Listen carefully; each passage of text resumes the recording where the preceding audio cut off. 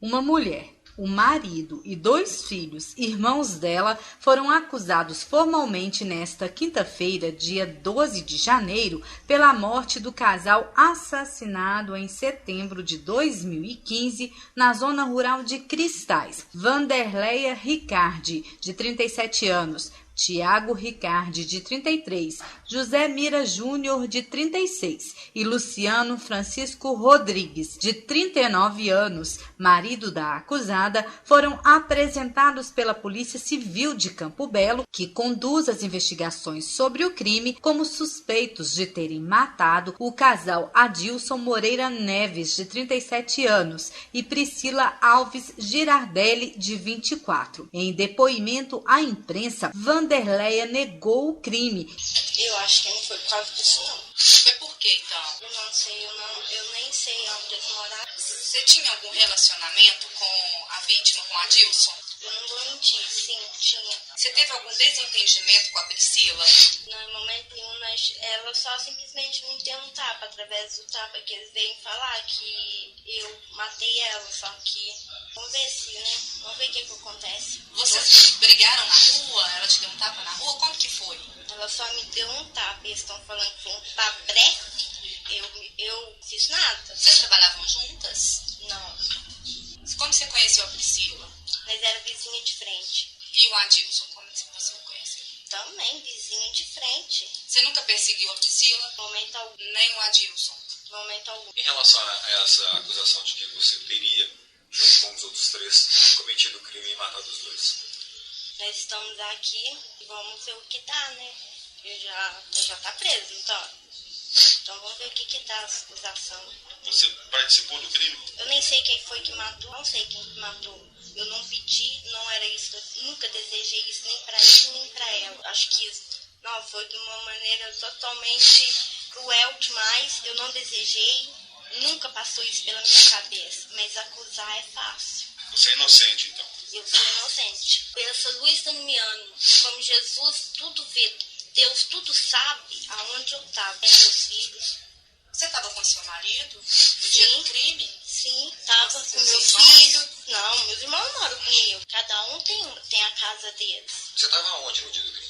Eu estava na minha casa com os meus 2 filhos. Eu tenho criança. Eu estava na minha casa. Agora, se alguém conseguiu provar que eu não estava na minha casa com os meus filhos, eu não posso fazer nada. Segundo a polícia, o quarteto será indiciado por homicídio duplamente qualificado. Ainda de acordo com o Dr. José Rubens Nogueira Neto, Adilson, a vítima, e Vanderleia, a acusada, tiveram um relacionamento e ela não aceitava o fim dele. Mais de 1 ano se passou e o caso do relacionamento de ambos chegou ao conhecimento da Priscila, vítima e mulher de Adilson, e do Luciano, acusado, marido de Vanderleia. Priscila, então, segundo as investigações, reatou com o marido e mudaram para um apartamento longe da amante de Adilson. Porém, Vanderleia, que trabalhava na mesma confecção, segundo a polícia, perseguia Priscila e Adilson, conforme depoimentos de testemunhas prestados à polícia. Priscila teria dado um tapa na cara de Vanderleia no meio da rua. Na verdade, assim, ela sabia alguns detalhezinhos da construção, por exemplo, como era feita a cerca, disposição da residência, mas ao mesmo tempo ela dava a entender que não sabia onde cada um tinha sido morto, falou que o corpo estava em tal lugar, tentando contar uma meia verdade. O caso está concluído pela polícia, foi enviado já, encaminhado para a justiça. Ao que consta, já foi oferecida e recebida a denúncia e os investigados já estão presos preventivamente. E se eu contasse a participação de cada um deles no crime? Bom, na verdade, como eles não confessaram o crime, todos eles negam a participação, a gente não tem como dizer o que cada um fez na ação criminosa. A gente tem diversas evidências de que eles foram, de fato, os autores do crime, mas não há como precisar qual foi a conduta, efetivamente, de cada um. Como a polícia chegou até eles? Olha, logo no início das investigações, através dos Dos depoimentos prestados por testemunhas que eram parentes das vítimas, né, já deram a entender que havia, de fato, uma rusga entre as vítimas e o casal de suspeitos, Luciano e Vanderleia. Quais são essas evidências que tornam essas pessoas suspeitas do crime, doutor? Na verdade, o que acontece é que a vítima, Adilson, tinha tido um caso, né, com a suspeita Vanderleia. Um caso que ficou comprovado nos autos, todos, até inclusive os investigados confirmaram a existência desse caso, e quando, na verdade, o Luciano, que também é investigado e é marido da Vanderleia, ele teve conhecimento dessa traição da esposa dele, assim como a Priscila, vítima, que ficou sabendo que o marido dela tinha traído com a Vanderleia. E a partir daí começou uma série de confusão, uma série de desavenças entre as duas famílias, tanto que eles eram vizinhos e as vítimas se mudaram posteriormente para a zona rural, para afastar disso. E mais as provocações e as brigas não pararam. Não, na verdade, a Vanderleia, ela confessa a existência do relacionamento, né, que ela teve com o Adilson, mas ela, no segundo, nega a participação no crime, e na segunda declaração que ela prestou na polícia, ela simplesmente fez uso do direito ao silêncio. Então, na verdade, não houve uma contradição. Em conversas informais, ela teria dito, dado a entender que conheceria parte da cena do crime, ou que ela já teria estado naquele sítio. Talvez não no dia do crime, mas que ela já teria estado lá. Ao mesmo tempo em que ela negou ter estado lá qualquer vez. Então, o que acontece é isso. Mas não é uma contradição formalmente, a gente não formalizou isso, não é um depoimento, foram entrevistas informais. Foi uma execução movida por paixão, né? Sem dúvida, o fato dela ter sido carbonizada, só a Priscila, né, ter tido o corpo carbonizado, demonstra que havia ali uma raiva, um sentimento de ódio. Você tem informação de como eles convenceram tantas pessoas que o homem foi um traído, ele ajudou na execução. Quem é que ele teria? De certa forma, ele também teria motivo para se vingar do Adilson, né, já que ele foi traído. Também há evidências de que ele estaria, há testemunhas que informaram que ele, na época do crime, um pouco antes, estaria procurando uma arma de fogo.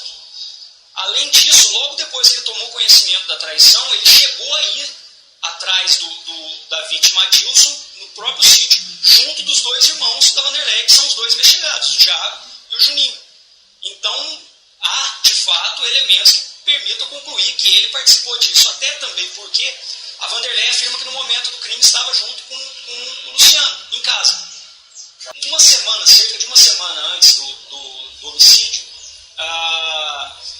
de tanta provocação, de tanta confusão havida entre a Vanderleia e a Priscila chegou a dar um tapa no rosto, a agredir, né? A vítima, a Priscila, agrediu a investigada Vanderleia, e segundo parentes da Priscila, a Priscila teria ouvido da Vanderleia que a vingança seria maior. E cerca de uma semana depois, um casal que não tinha inimigos na cidade, a não ser os investigados, apareceu morto de forma cruel. Houveram 3 linhas de investigação. Tá? 2 delas nós já descartamos de início e começamos a trabalhar com essa linha que foi até o final. Porque se fosse um latrocínio, né, de fato, um roubo, né, seguido de morte, os ladrões não teriam perdido tempo precioso esse da fuga para botar fogo em uma das vítimas, né? O fato de ter sido feita uma fogueira com uma das vítimas demonstra que foi um crime passional. Doutor, segundo informações, ela, apesar dela ter negado, ela estava na cena do crime.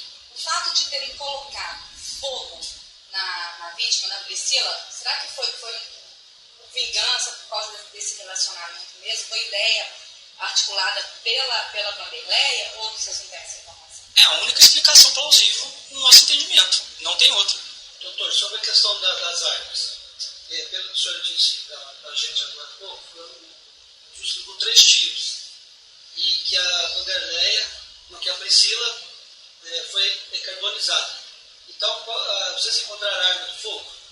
Arma de fogo que mataram ele? Foi apreendida uma arma de fogo durante o cumprimento de um mandado de busca e apreensão na residência do investigado Juninho.